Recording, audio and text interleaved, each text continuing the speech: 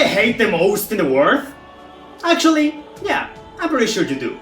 But you know what I hate almost as much as Fire Emblem Fates? Dead Rising 4, of course. But you know what I hate almost on the same level as Dead Rising 4? Fire Emblem Warriors. Game is so ass, I don't even have a physical copy to throw it away. You're always welcome to watch my video on the game to know my full feelings about it. But long story short, it fucking sucks and I hate it. As a longtime Fire Emblem fan, I was utterly disappointed because Warriors failed miserably in being a celebration of the series, unlike Hyrule Warriors, which does almost everything better. As a game, it was soulless and repetitive, and sure, while Musou games are inherently repetitive, this one burned out incredibly fast thanks to its overabundance of clones, rarely giving you an incentive to try out different characters. But the worst part for me is that it still had things I liked. If we compare Fire Emblem Warriors to Hyrule Warriors, the former merged much better with the series' main mechanics, giving it an extra degree of depth and interesting ideas. For as much as I hated that game, it still made me wish they would revisit the idea someday and improve on everything. Many years have passed and a new contender has appeared. Fire Emblem Warriors 3 Hopes. If my quick shelves and Mexicans react to videos didn't make that clear enough, ¡no puede ser! Waiters gotta I was genuinely very hyped for this game, and even more so, with every news and details they revealed about it, I was getting more and more excited for it. Unlike the first Warriors game, which basically murdered all my hopes with just one article. I was also excited because right from the get-go they told me, hey, this game is set once again in Fodland. We are using the setting of 3 houses and its characters as the main focus. And I really appreciate that, not only because I love this game, but because I knew what to expect right away. Now I bet someone's gonna ask me, why is it wrong when Intelligent Systems milks Fire Emblem Fates, but it's okay when they milk 3 houses? That's easy. Fates fucking sucks. 3 houses does not. Yeah! 3 Hopes was looking up to do what Hyrule Warriors Age of Calamity did. Instead of being another celebration of the entire series, it's now focusing on just one game to bring out its unique qualities. If you saw my video on Age of Calamity... who am I kidding? Of course you didn't! Nobody watched that video. Regardless, there, I said I really enjoyed that game because it was able to implement Breath of the Wild settings and ideas in fun and creative ways. But that begs a few questions. Was 3 Hopes able to do the same? Did it improve upon its predecessor? Is your favorite character still a war criminal? Yes! Alright, so what was the thing I hated the most about the first Warriors game, besides the overabundance of fates? The lack of variety and the clones. Fucking piece of shit clones! That one pissed me off so much because A, in that game, the director said he refused to represent the whole series because that will make the game have nothing but sword fighters. Wow! Imagine if Fire Emblem had protagonists that used something other than swords. That wasn't just incredibly wrong, it was hypocrite.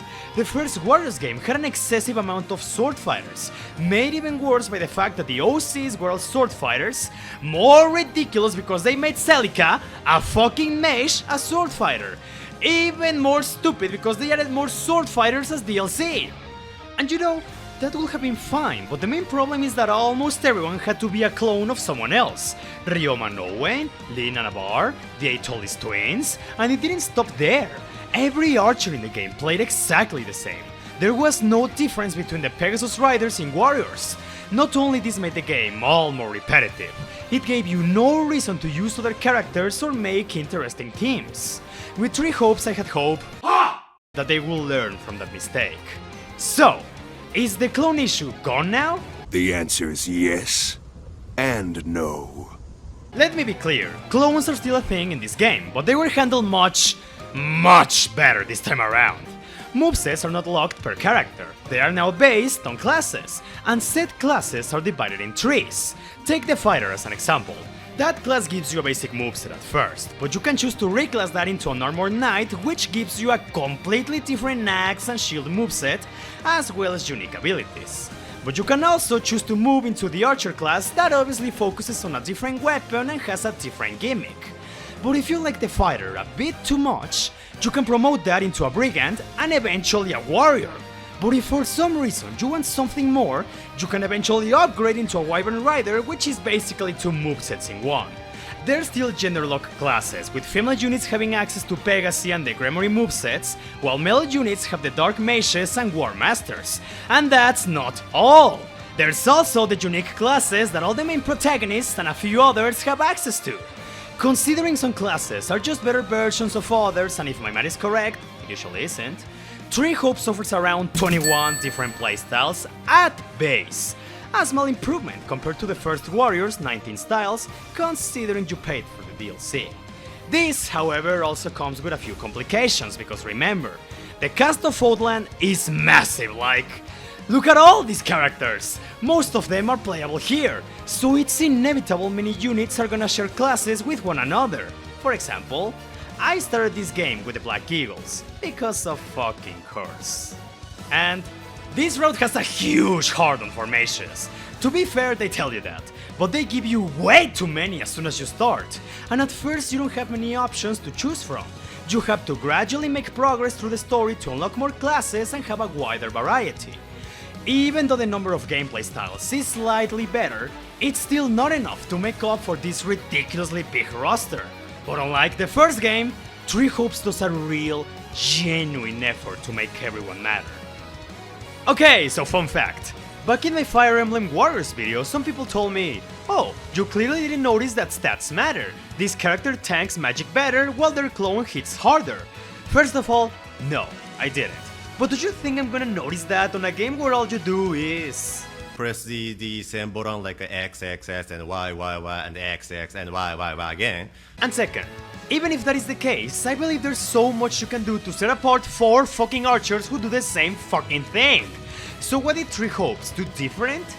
Every single character has a unique gimmick that no one else has. So say, even if you have 3 magic users, there are more notable differences this time around. Leonhardt can summon wind orbs that gradually attack enemies, while Manuela creates an electric area of effect that does passive damage, and then she can explode when it's charged. Ferdinand increases his speed the longer he can keep up his combos, while Jeritza uses a sight that instantly kills smaller enemies. Edelgard can set her attacks on fire, and the new protagonist Sex I'm aware of what I just said. can dish out extra damage and dash through the map at high speeds. This, however, means that not all the gimmicks are winners. I felt that some were inferior to others. There's Caspar, who only charges his strong attacks, while Raphael and Hilda do something similar but with more notable effects. But even then, since every class also has its own unique action, it's so fun to mix the two and see what crazy combinations you can get. So yeah, while the clones are still an issue, it's not as bad this time around because you have a choice. My friend Keith described it better by saying, you could have Veilguard out there shooting holes in people like Robin Hood. Who the fuck is going to stop you? Game said I should make Caspar a Wyvern Lord? Guess what Caspar doing? Punching people in the head. Game good. My only complaint are the Ashen Wolves. I mean, make no mistake, I was so fucking happy to see them back. Yuri still remains the only man to make me go, Es bellísimo. but why? Why did they remove their unique classes? They were phenomenal! The Dark Flyer, the War Monk, and the Valkyrie are absent in this game. Can you imagine how fun it would have been to fly through the map casting bolts, or punching people with magic specials? They could have easily reduced Leo and Elise's moveset for the Valkyrie. I mean, they sort of already did that for Swordmasters and Archers, so what was stopping them? Trickster is the only class that made the cut, but it's just a slightly better version of the Assassin, and that fucking blows. Sorry if I'm bitching a lot, but I find it sad they couldn't bring back such fun classes in this game. They helped to make the Ashen Wolves even better than they were already, and in my opinion, more variety in a Muso game is always a good thing. Regardless, that nitpick aside, it's impressive how many improvements they added on the gameplay. And we haven't even mentioned the battles themselves. One credit I gave to the first Warriors game is how well it merged the Fire Emblem and Muso mechanics. By giving orders to your units, taking into consideration strengths and weaknesses, as well as implementing skills. All of that was incredible, and guess what? It's even better now, because they also added mechanics unique to Three Houses. The weapon triangle made a return, but it's not as restrictive this time around, thanks to the different classes and the battalions, whose purpose now is to grant you advantages over different weapons. Gauntlets were added to the mix, and thanks to that a new weapon triangle was added.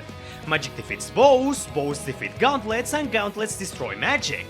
Basically the "where did you work out?" "At the library" image, but this time the workout guy wins.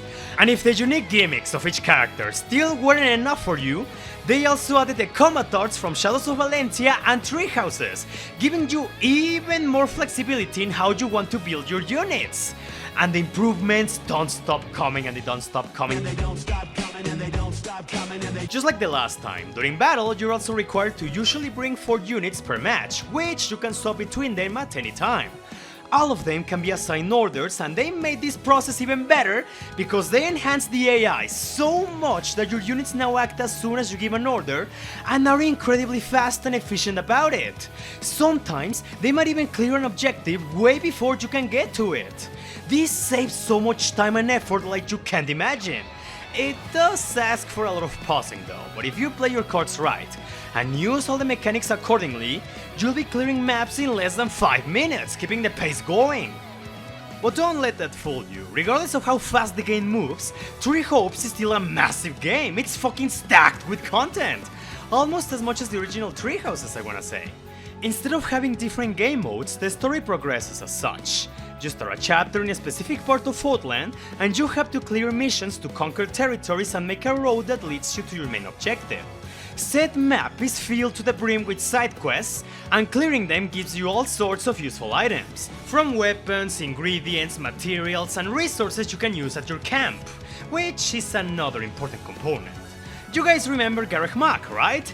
That massive hub between battles that was charming at first, but many people found incredibly annoying in repeated playthroughs? Well, it hasn't exactly been removed, more like, it's been downscaled for the best. The camp serves the same purpose as Gareth Mack, giving the players the option to speak to their units and use the many facilities it has for different benefits.